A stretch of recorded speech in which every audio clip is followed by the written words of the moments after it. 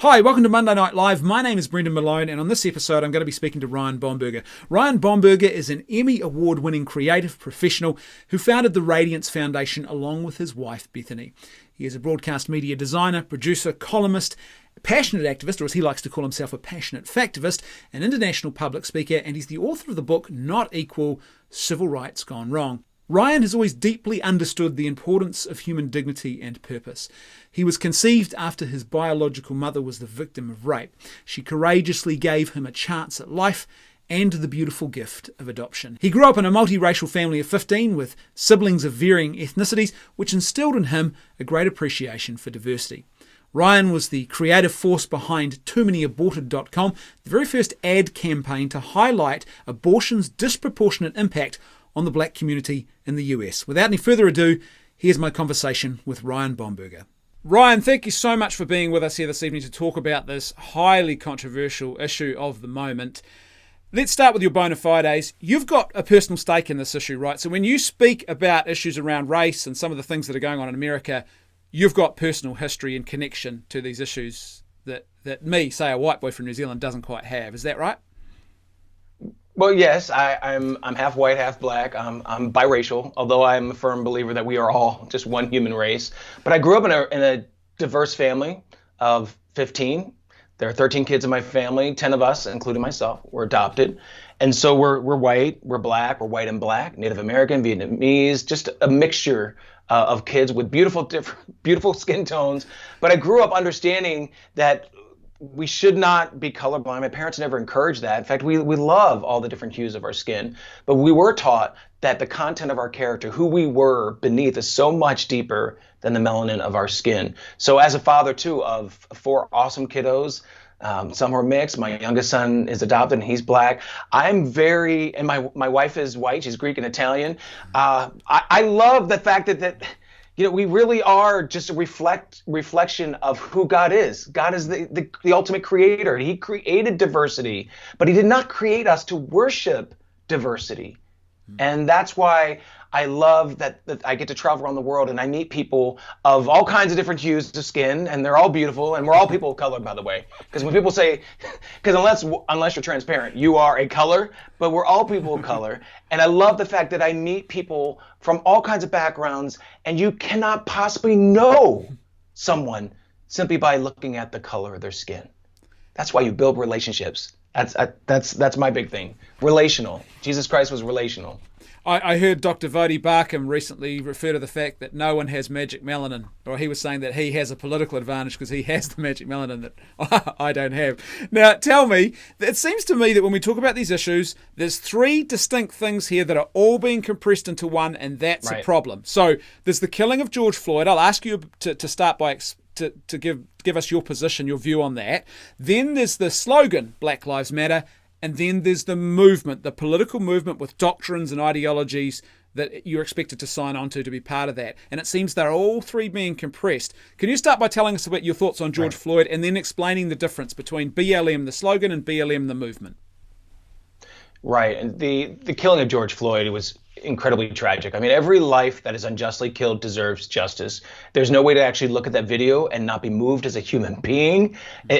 There's no explanation that would justify what we saw in that video. So yes, he deserves justice. The problem is he's not the first one whose life has been exploited by a political movement. And this is what's happening, which is why we see all these riots and the protests and the removal of statues now. They have nothing to do with George Floyd. Nothing at all. So here you've got the BLM hashtag, Black Lives Matter. Of course, Black Lives Matter. We're all created in the image of God. Yes.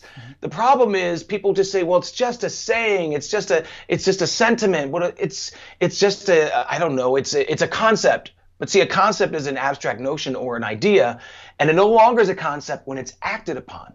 It becomes a cause. It becomes a movement, which is what we're seeing. The Black Lives Matter movement, which is led by the Black Lives Matter Foundation and the Movement for Black Lives, it is a heavily, heavily funded movement funded by the radical left, by the Ford Foundation, which is the world's largest funder of abortion. So it's hard when you're chanting them, when you're marching along with Black Lives Matter, to not actually, affirm the validity and the legitimacy of the movement. Yet so many people who march with that movement have no idea the radical political manifesto that the Black Lives Matter movement is proud to publish and is proud to achieve those particular goals. They're doing it now. So I'm not sure. It's almost like a distinction without a difference. Black Lives Matter, the slogan, yes. But the problem for me is which Black Lives Matter? Because they don't matter in the womb to the pro-abortion Black Lives Matter movement. So the sentiment itself. Here's the other thing. One of the co-founders, Patrisse Cullors, who was describing what the hashtag means. She and her two comrades, as they call it on their website. That's not Marxist at all. But anyway, she and her two comrades talked about what does black in Black Lives Matter mean. They said it's not just the color of our skin. It's also the political part. It's also LGBTQ. It's also all these things that encompass the political understanding of black. So people need to understand you're echoing something from somebody who had a very intentional meaning. And it's not an issue of it being hijacked. It's an issue of this was the intended meaning. Here's the movement. And as a Christian, I can't possibly support a movement that's openly hostile to my faith. It seems to me too that all nuance has now gone. You can't talk about, like you mentioned, abortion. There's also other things like the issue of crime within the black community, the question of, say, white people who are being killed by police officers as well. And whenever you try and raise those, it seems one of two things happens. Now, you're either accused of whataboutism, which to me seems strange because I think it would be whataboutism if you said, oh, what about children dying in tsunamis in Asia? You don't care about that, or some completely different issue. But these are issues that speak to the very heart of what's been debated. And secondly, even worse, you're often accused of being a racist for daring to say, well, let's look at the bigger context. And so do you get a sense that nuance is completely missing in this discussion now? Well, I get the sense that people don't understand what the word racist means anymore because it means everything. You're now racist if you say all lives matter. I mean, it's gotten so pathetic that actually this is the problem. What does racism even mean anymore? It's thrown out there so recklessly, it has truly lost its meaning. The fact that you talk about the context of issues, the fact that I'm 11 times more likely to be killed by someone else of my own complexion, that matters. So there is not an epidemic of black individuals being killed by cops. If you look at the stats, you can see that, this year, 76 black individuals were killed by cops, 150 plus white individuals were killed by cops, 46 Hispanics. I mean, 2 Asians and 2 Native Americans and 9 Asians. But we never hear about any of those other groups. Mainstream media only reports when people of my complexion, people who are brown or black, are killed. Why is that? Because they have to reinforce this lie, this fear that there's an epidemic of cops killing black people. That's not true. And so that's why in my article, Top 10 Reasons Why I Will Never Support the Black Lives Matter Movement, I will talk about this. And I'm not going to be silenced by those who want to try to call me, an Uncle Tom or call me racist or whatever, in denial, which is crazy. By the way, Uncle Tom, to be called an Uncle Tom is not a pejorative. Anyone who's actually read Uncle Tom's Cabin, you're talking about the character who actually willingly gave up his life so that others could be set free. Call me Uncle Tom for life. There you go. I've learnt something today. There you go. Tell me what the other thing that seems that doesn't get much airplay at all is the issue of fatherlessness. And the research everywhere in the world is very clear. Fatherlessness is a precursor to things like high crime rate, social issues, economic outcomes that are bad, educational outcomes that are bad. Why are we not having that conversation in relation to this? Well, because if you had that conversation, first of all, it would point to the left, which has actually dismantled the family unit. in America with its programs of they've substituted government for father, and government is a horrible substitute for father. The fact that Black Lives Matter movement doesn't mention anything on the Movement for Black Lives website. They don't mention fathers on blacklivesmatter.com. They don't mention fathers, and that's intentional. So that's why on their site they talk about mothers, they talk about parents, and they talk about villages. Well, guess what?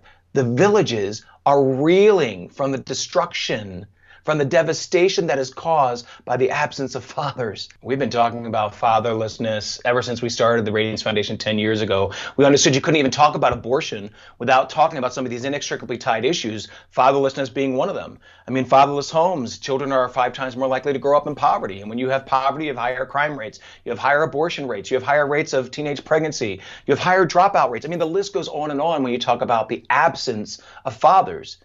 In the U.S., 86% of women who have abortions are unmarried. I mean, fatherlessness has such a profound impact. I like to describe Roe v. Wade, which fake feminists like to talk about how it empowered women. No, it didn't. It empowered men to have sex and run. And we see the disastrous consequences of that in our culture today. How much of what's going on do you think is media fueled? And how much of it is a genuine cry from the communities who are affected by these issues? I've worked in these communities almost all my adult life, so I know the reality of some of it that exists. And yes, there are disparities. Yes, there are injustices. It's not always because of race. And certainly it's not, I mean, the kids that I've worked with for so many years, their cry was not, their fear was not white supremacy. Their fear was not of another white person killing them. Their fear was of the gangbangers wanting to kill them. So there is the reality of situations where you're talking about increased poverty, you're talking about decreased opportunities, a lot of that brought because of fatherlessness that exists. And those are areas that need to be addressed. Unfortunately, our government has poured money after money after money. You're talking billions and billions of dollars into entitlement programs that should be temporary. I'm all about temporary support, but they've become generational. And so, yes, there are issues. The problem is George Floyd and all this explosion wants to radically transform America, but they're not denouncing the systems that create dependency, that lead to more oppressive environments like generational poverty created by welfare. They don't want to talk about that.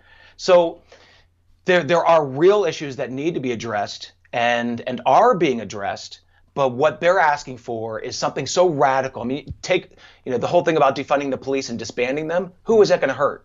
Not the CEOs in their posh neighborhoods. They're going to be safe and sound.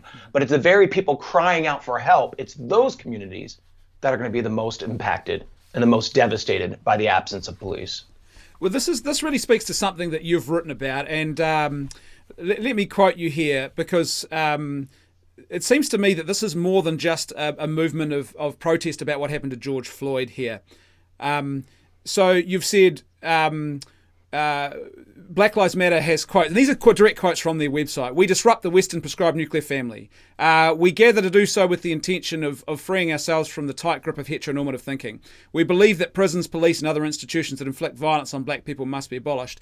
Now, that's revolutionary speak, right? That's not just protest speak. Right, and we see that it's not simply just rhetoric. I mean, we've seen the revolution carried out in burned city after burned city in the United States. And you look at Minneapolis, it looks like it's war torn. Yeah. Some of these other cities that have been burned down, businesses have been burned down. This is so much more than that. This whole radicalism that doesn't have at its heart any kind of reconciliation. They claim they want reform, but they're willing to do it by any means necessary, which goes back to the whole black nationalism. Malcolm X, I mean, this is the same struggle that we had in the United States in the 60s. Martin Luther King Jr. denounced the black nationalist movement. He denounced Malcolm X. He denounced the violent measures that they would take. And Malcolm X was calling Martin Luther King Jr. an Uncle Tom and denouncing the nonviolent protests. So this is the same thing. You had two people, Martin Luther King Jr. and Malcolm X, who had a mission, I guess, of racial justice, but they had radically different means. Yeah, and we're presented with that same situation today. Tell me, you often hear people saying, oh, this is just because a minority have perhaps hijacked something good. Is that the case, or was there always a revolutionary streak waiting for a moment like this?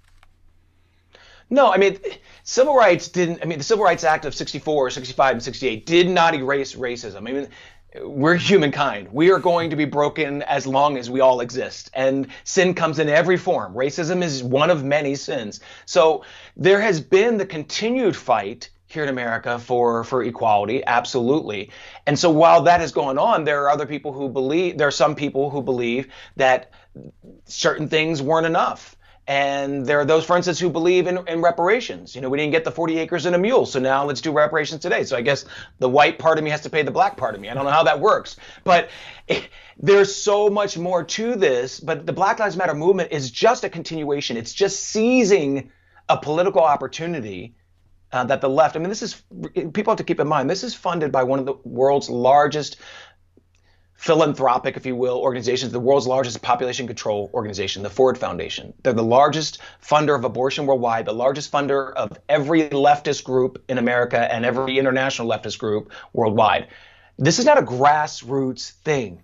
This is a deeply, heavily funded movement that has a lot of power, and you've got mainstream media behind it, and then you've got all kinds of leaders just bowing to this without looking at what the claims are, what the objectives are, because if they actually did, they would have to confront the truth about what they're embracing. And so it's just easier just to say Black Lives Matter and pretend that you're not emboldening and empowering a movement. Now tell me, let's talk about the issue of abortion, because you've raised this. I saw a post the other day from a guy who went along to one of these marches, and he says this. He said, went to a Black Lives Matter rally today where over 200 participants were in attendance. There were only 3 blacks. I was one of them. I was there to declare all lives matter, especially black babies. My message was not well received. And I saw another video of someone else recently doing something similar, and as soon as he started to talk about the black lives lost to abortion, all of a sudden these predominantly white protesters actually effectively turned away or turned on him. It seems there's a bit of a selectiveness here in the fact that, for example, Margaret Sanger has almost been deified by the left for decades. Right, but actually more disturbing to me than her being racist was that she was deeply anti-human. So she was a broken woman who looked at the majority of humanity as unworthy of life. So that for me is the bigger problem. But yeah, that you got these white progressives who are constantly telling people my complexion what we need. First of all, that's infantilizing. I'm not a little child.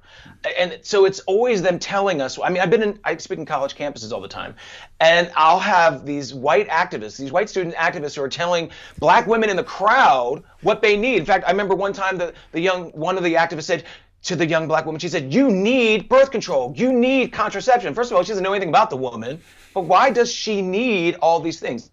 This is the approach of progressivism, because they're the ones who have the cure, right? Because if you look at every inner city in America, you look at all the institutions that they claim are plagued with systemic racism. Who runs them? The left. The left runs our cities. The left runs public school, academia, Hollywood, the entertainment industry, mainstream media, corporate America. The left runs them. So I guess if you want to dismantle all this white supremacy, go right ahead. Start with all those institutions and start with Planned Parenthood. So you want to talk about oppression? What's more oppressive than killing off your future? Yeah. I mean, if abortion rates are 5 times higher in the black community. In New York City, where Planned Parenthood was spawned, it was birthed originally, more black babies are aborted than born alive. For every 1,000 born alive, 1,033 are aborted. So don't talk to me about white supremacy when you ignore it where it exists. And of course, and you were talking about the black individuals who are dismissed at these events. We are, and they say it's deflective. You're deflecting from the main mission. No, you need to actually understand the Black Lives Matter movement leaders themselves said that they are radically pro-abortion, that they stand with Planned Parenthood. So it's not deflection. It's calling them out in their hypocrisy. Well, and it's so astounding to see, for example, Planned Parenthood joining in this moment and tweeting out things about how, Black Lives Matter and all life is valuable. And you're thinking, where does this disconnect come from? It's like the porn industry going out there and being like, #women matter. It's as ridiculous as that. You've got the leading killer of Black lives, Planned Parenthood, that kills an estimated 360 black lives every single day. Let's compare that to what police are accused of killing in the United States in a year, which is about 260 in an entire year. Planned Parenthood kills more than that in a day. But yet they are off the hook. And yet you hear them tweeting and see them tweeting and pandering. Planned Parenthood panders to every leftist cause possible in the United States. And the fact that anyone would even believe them, it's like the tobacco industry being believable that they want to fight cancer. Really? You're the cause of it. In your article, Top 10 Reasons I'll Never Support the Black Lives Matter Movement, you said, there is no goal of forgiveness or reconciliation. None. It's never mentioned on their sites. You can't talk about the sins of the past and expect to move forward if there is no intention of forgiveness. I'm tired of the colour-based oppressed/oppressor critical race theory paradigm. It's not gospel-centred. This should immediately be a deal breaker for Christians. And I've got to admit, one thing that troubles me is the number of Christian people who are just jumping into this without even bothering to look at the doctrines which underpin it. It's laziness. It's straight up laziness. There is no leader, whether you're, Catholic or Protestant, there's no excuse for a Christian leader who's vocally embraced the Black Lives Matter movement or is encouraging embrace others to embrace. There's no excuse to not know. I mean, it literally takes a matter of seconds. Go on to the two main websites, blacklivesmatter.com and m4bl.org, and it's not hidden. It's right out there in the open. So it's their sheer ignorance. This is the problem. The church should be leading on these issues. And what ends up happening is because the church hasn't been leading, there's this massive vacuum. Yeah. So I guess in this effort to overcompensate, they want to appear empathetic. Well, you affirm the broken 100%. We're called to love one another. You affirm the broken, but you do not affirm the brokenness.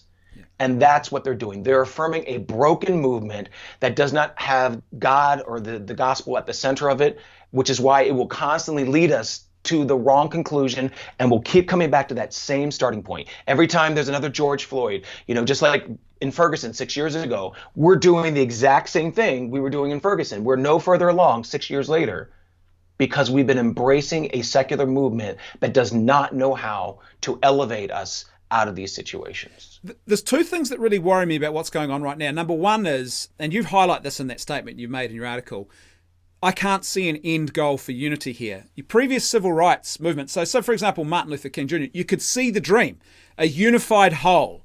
You can't see that. It seems about a power struggle, and it seems about retribution to me. And secondly, what I'm afraid of is that will actually incite a polar opposite mob of people who genuinely are white supremacists, or it will drive people who wouldn't have otherwise had any interest in white supremacy, because they now all of a sudden are so polarized by this, they will start clinging to that, and you will end up with an awful violence as a result of that.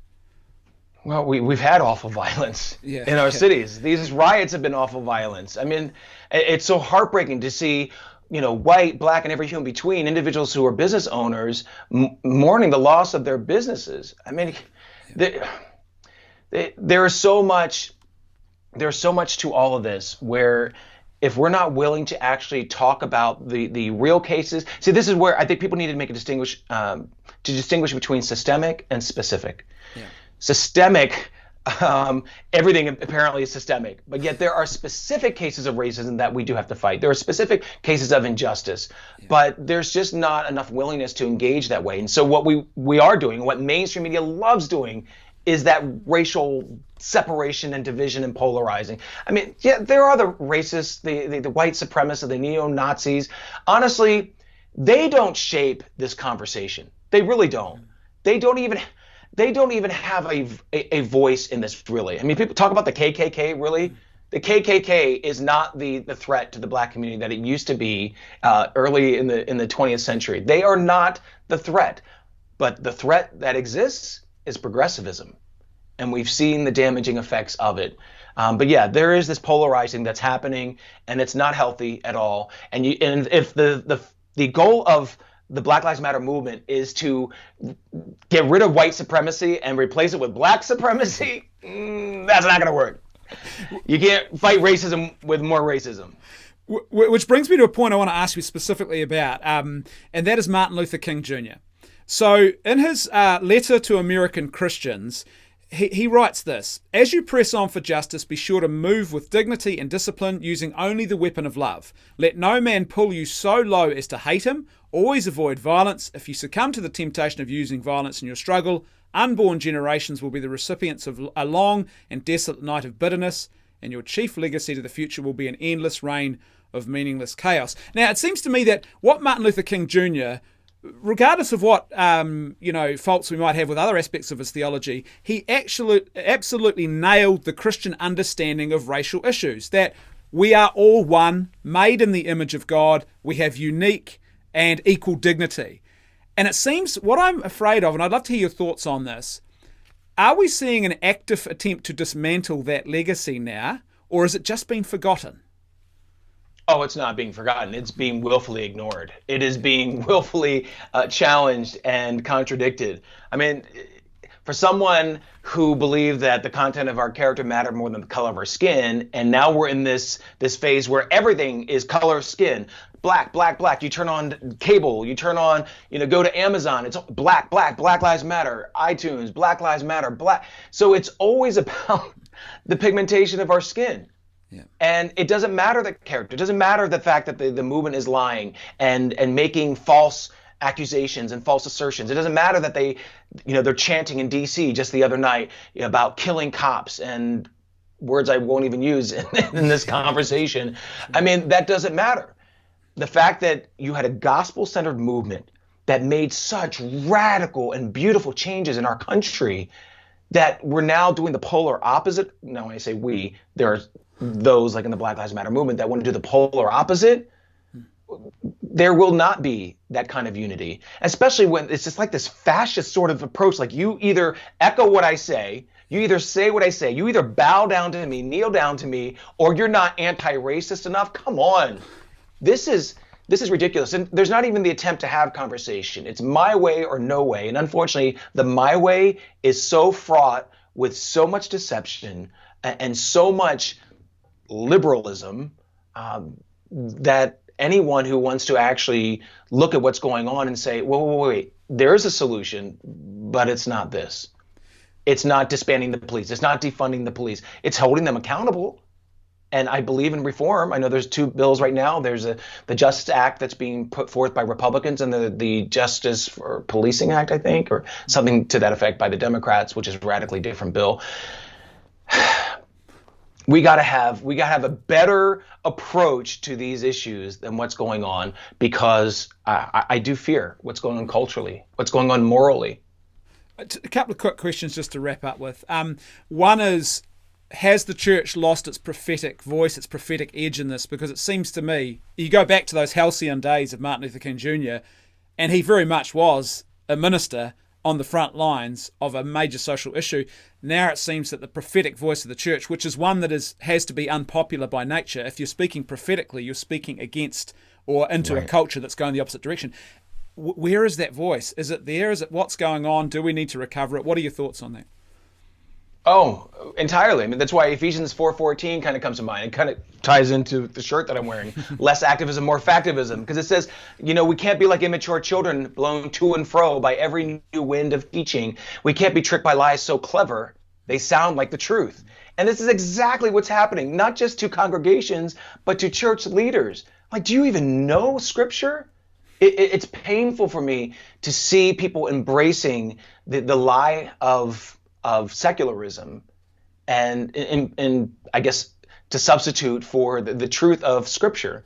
We have the answer. The world is broken and in need of love. That's why I love Psalm, I think it's 89:14, that says justice and righteousness and justice are the foundations of your throne, O God. But then it says after that, the very next sentence says, but unfailing love and truth precede you. We can't even get to justice if there's not unfailing love and truth. And the problem is way too many Christian leaders are completely disregarding the truth to hop on some bandwagon that's leading them down a cliff, leading them down a road of destruction. And unfortunately, the people who really need the help, the real victims of oppression, are not going to get the kind of help and rescue that they need, because those who carry that mantle of truth, pastors especially, are rather they rather carry the Black Lives Matter placards instead of the Scripture. And that's devastating to me to see this actually play out in real time. Well, let's get to the rub of the matter then to finish with. What is a way forward? I was interviewing someone from New Zealand last week, and it seemed to me, I said to them, it seems to me that if we're even going to address some of these issues, there first has to be unity and dialogue. That's not even present at the moment. What is a way forward? What does a truly humane and authentic sort of human dignity-based approach to racial reconciliation and addressing racial issues actually look like, do you think? And how do we start that? Well, we have to start with first, there's no biblical construct of race that was made up in the 1700s. So we should probably start with Acts 17:26, that we're made from one blood, so we can have conversations about race and the categories that we've been shoved into that have only been destructive. And then we do need to have conversations. Yes, we need to listen, but the listening can't stop there, because the listening has to be coupled with speaking the truth. And there are some things where the narratives, especially that are put out by mainstream media, are completely untrue. So let's have the conversations. Let's bring in the context, and let's talk about how we can, as a church, lead on some of these issues. The church, as long as it's going to embrace the Black Lives Matter movement, I think it loses all credibility. And so you get all these bizarre moments of people genuflecting, people bowing down. I'm like, this is out of control. There are instances of injustice, absolutely, and we have to fight them. But my contention as a Christian is we should not be sheepishly following a broken secular movement that is hostile to our faith. But the way that we love people is by leading. Is by leading with the truth, is by caring about them enough to say, okay, let's look at the problem, let's acknowledge the problem, and let's bring solutions to that. But those solutions have to be just rooted in Scripture. Yep. Otherwise, whatever effort that we engage in, the secular effort, it's going to constantly be uprooted. And so I applaud one of my friends, Sean Foy, is a global worship leader.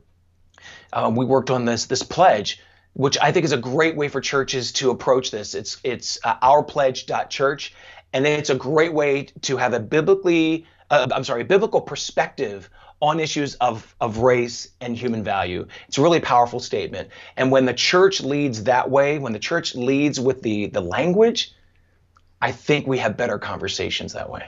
Tell me, Ryan, can people find that pledge online somewhere? Yes, it is. It's ourpledge.church. And they can read that. I think it's a really powerful statement, and how churches can address this without bowing down to that movement, but acknowledging, hey, we are the ones who should be leading on this. God talks about dignity. He's called us, in John to love one another. This is how we do this, and this is how we play. This is how it plays out in real life. And we go from there. But we just can't be like sheep. I grew up on a farm. I know how dumb sheep are. We cannot be like sheep following a movement that literally is leading us off this spiritually leading us off a cliff. But if we're willing to say, wait a minute, God's got the answers. I have a heart for reconciliation. I have a heart for justice, and I want to pour myself into this.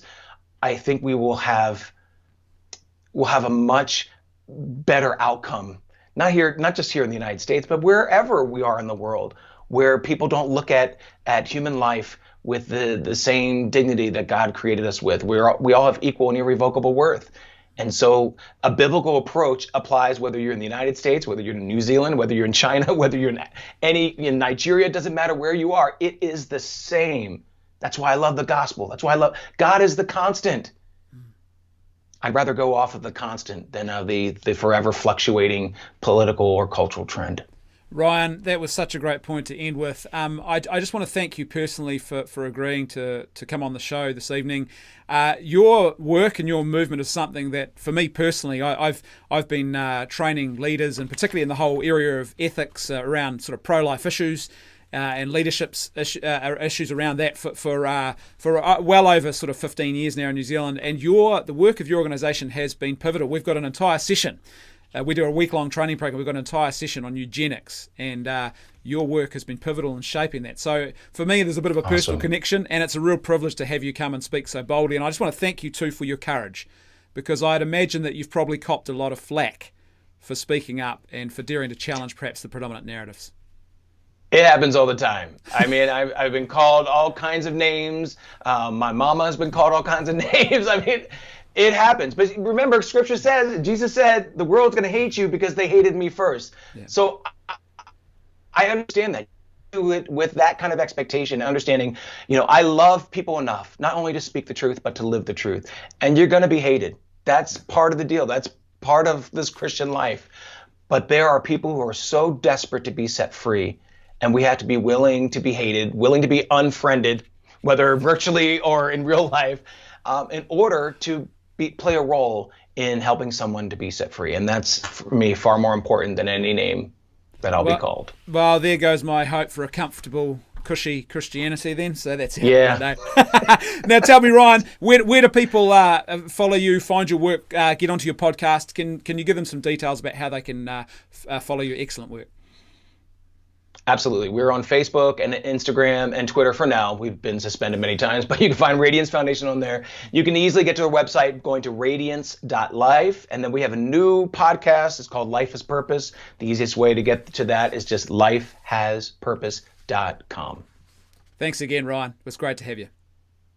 Great to be here. Thanks. When we wake, hear the birds and see the sun. Side by side our fears are done. Oh, the good times just begun. Oh, we know what we have, let's hold on tight. Found what we're looking for in life. Call us crazy, but things are finally right. With you and I, the future is bright.